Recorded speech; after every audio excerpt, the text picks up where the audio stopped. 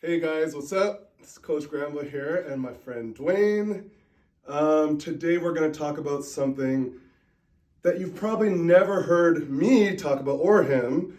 It's, as you can see with my lovely sweater, I am proud to be a dad of my little princess Aaliyah. She has autism. Found out in August this year. Probably one of the hardest things I've ever done. And yeah, when I found out, I cried here. I'm not ashamed to say I threw things. I was so upset. I was probably scared and I didn't know how to handle it. Some of the guys from the gym were here when Lisa called me and told me. I probably was in denial because some of the milestones she didn't hit. There was certain signs, but part of me was just like, maybe she won't be. And even though I kind of knew the answer, I had a little bit of hope. And sorry, not to talk too much, but when I did my 715-pound deadlift last year, it was when the doctors called and told us something was wrong with her. So when I found that out, I just needed to lift something heavy. That was one of my ways with dealing with it. So I just had to go and do it. So that's the reason why I went and did that lift last year. But it's been about 4 or 5 months for me now. I'm new to this, but I'm okay with it now. I'm gonna try not to cry in this video, but I don't even care about crying because I love my daughter more than you could ever understand. But as dads, as parents, it's scary. It's the unknown, it's the not knowing. It's also not having help. A lot of people don't understand, so they stay far away because it's too much for them. But it's like a lot of people don't understand. Some of us haven't slept in so long. Like, it's a 24/7 job. You cannot leave them alone for a second. So if Aaliyah goes to bed at 8, we're going to bed at 8. It's a lifestyle. Yeah. It's a lifestyle. If she wakes up at midnight, she wakes up at midnight and we just have to deal with it. But like, I'm making this video just for myself, but also a way of dealing with the situation. But I know Dwayne's gonna tell you his story, but it's been hard, but I'm so much better now because I'm not afraid anymore. I'm learning and we're learning together, but I can't say it's been easy. About a month ago, we had a call on Zoom with a bunch of people who are involved, and I broke down. Like, I started bawling and it was just crazy, but like, it's just, it's your baby and it's the unknown, not knowing. Then you have people that say some stupid stuff to you. Oh, I feel sorry for you when she's older. She's probably going to be violent, this and that. I'm going to tell everybody out there, it doesn't matter who you are. If you ever say anything like that to me, I will just stop talking to you. Like, there's situations Yeah. in life that you have no control over. yeah, This is one of those situations. 100%. So, we don't have that choice. We don't get to pick who we're bringing into this world. Right. So everyone is equal out here. For Everyone sure. deserves For love sure. and affection. Everyone deserves empathy, sympathy, those type of things. Definitely. So what I'd like to say is when you see someone and they appear to not be normal in your eyes, whatever Right. normal is, right? You don't gotta stare, you don't gotta say mean things, you don't gotta take a minute and really think about maybe that person has mental issues or Right. developmental delays, or maybe they're autistic. And within this autistic spectrum, it's a wide spectrum. So there's high functional autistic people and very low. There's it's so broad I can't even begin to explain. Definitely. So you might know a genius and he's autistic that builds and engineers the newest type of technology or whatever, and then you might have someone that's nonverbal.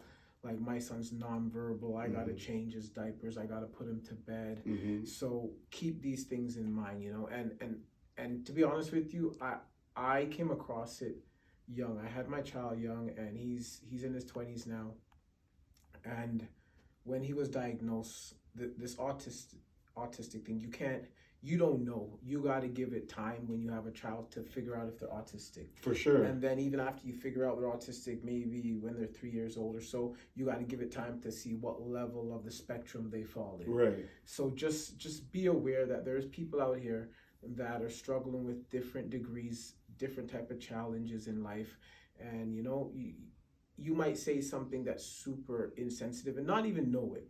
True. So just be mindful of different type of people that are out here. When True. you see something, just be mindful, because you don't know if that person slept at all, because you know you don't know what they're going through. You don't know nothing. So it's good to be aware of, you know, people that have developmental delays, people that are autistic, people that are challenged.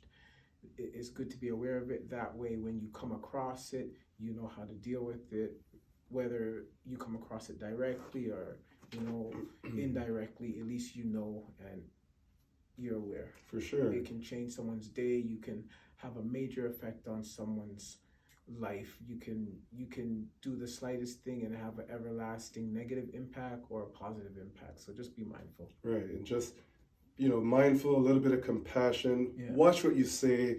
You know, we're all guilty of saying things, but like with parents that have children with autism or any special needs, like, and there's single like parents that are out here dealing with special needs. Definitely. That don't sleep. Oh, yeah. 24/7. Yeah.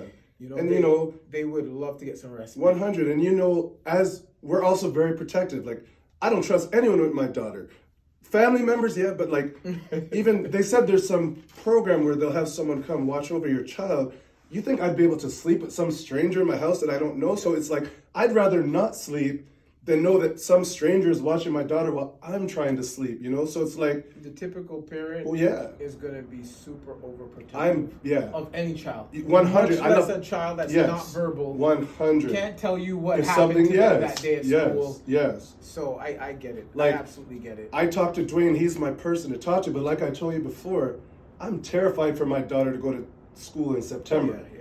Like, this is a whole new video, but like, I could spend hours talking about. I'm terrified, and when I broke down on that Zoom call, because I'm saying to all these people, how do you expect her to go to junior kindergarten? Like, you know, like she doesn't do what other kids Someone's do. Gotta take like, who's gonna be there? Yes. Somebody's who's gonna change her diaper? Sure she's not eating dirt. Who's gonna make sure she doesn't run? She's a runner.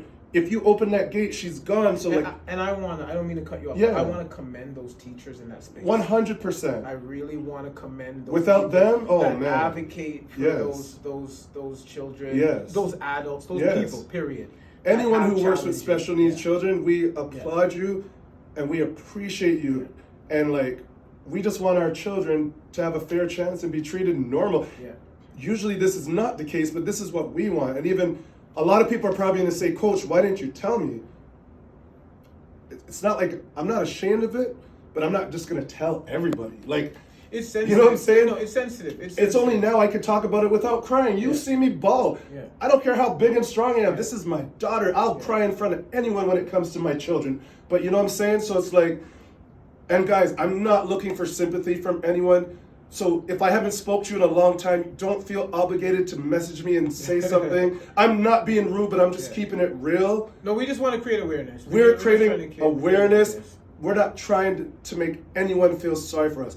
I'm proud of my daughter. I have like 5 of these. I'll wear it in public. I wear it proud, and I wouldn't change it for anything. But sometimes making a video is just a way for us to vent and just let it out. I hold things in, and then it might just come out at some point. You don't know how this thing's going to manifest. Right. You don't know who's an autistic parent. Right. Who's not. I've been in situations where, you know, it just came out that I'm an autistic parent. Right. And like another 3 people in the room, like I have autism. So you don't know. And so guys, it's good to share. Yes. This is why we're doing this, because we know there's other parents out there struggling. I'm here to tell you. Not getting any sleep. Yes. I don't sleep. Not getting any support. Yes, not getting financial support. Nothing. So, but you don't have to keep it a secret. We could support each other. Sometimes just speaking, like if I didn't have this guy, oh my goodness. Once he told me, then I told him, and like we call each other all the time, and it's like he's been through it for 21 years. I've only been through it for 4 months. So I'm thankful for him. And I've talked to a few other people that I know that their children have it too. Well, I wasn't going to call everybody in the world I know that's going through it because everyone's situation is different. Right? But like, maybe this is the first video of many more to come. I'm not going to lie. I was hesitant to do this, but after we've done this, I feel like I just let off a weight off of my shoulders. Like, I feel so much better. For sure. So this is therapy for me as well. Autistic therapy at its best, you guys. Yeah. Let us know if you want to hear more. Yeah. And we'd be happy to share. 100. All right.